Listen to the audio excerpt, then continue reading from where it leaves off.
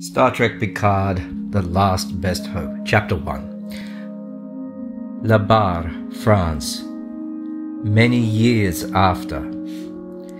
In latter days, sitting alone in his manor, pondering the events of the years that preceded this self-imposed exile, trying to understand where and how it had all gone wrong, Jean-Luc Picard, formerly of Starfleet, would often come back to one moment, sitting on the bridge of the Enterprise, in command, listening to the gentle rhythms and pulses of his ship.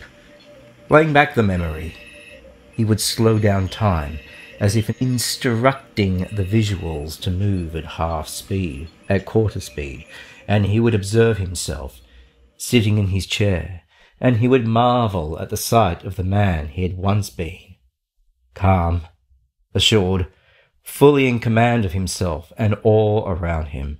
This, he would think, was the moment before the storm began, the split second before the end of his old life, when he took the first step down the path to here, the house that had never been the home, the land that he had longed to swap for strange and distant lands, the quiet, the immobility, the knowledge that nothing that he did now with his days mattered in the slightest. One more outcast, cast adrift. Prospero on his island. An old conjurer, his magic spent, nursing old grievances. Here, now, this was the moment when everything changed. It was nothing that anyone noticed at the time. His ship, the Enterprise, his home, from which he had been banished, was sailing close to the neutral zone, the old order. A quiet chime on the comm, and LaForge's voice coming through. "Captain, we're picking up some very strange readings here."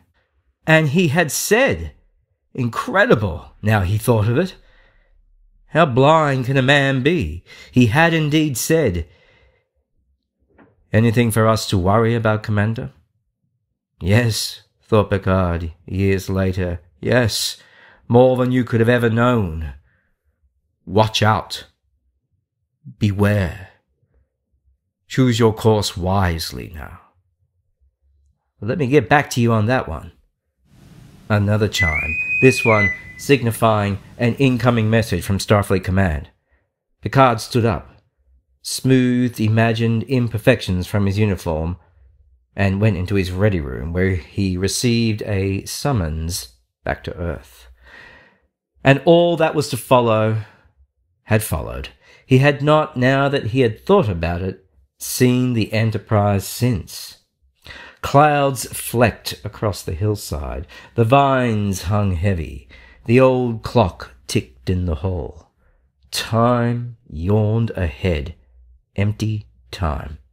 Picard, in limbo, pondered the past, and continued to fail to find answers there. Such were his mornings, his afternoons, his evenings. Such passed the days for Jean-Luc Picard, formerly of Starfleet, the most disillusioned man in 2 quadrants.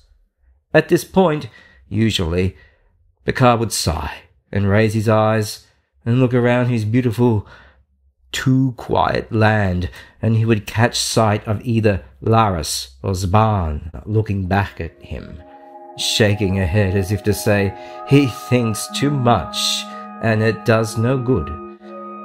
No, he thought, none of it had ever done any damn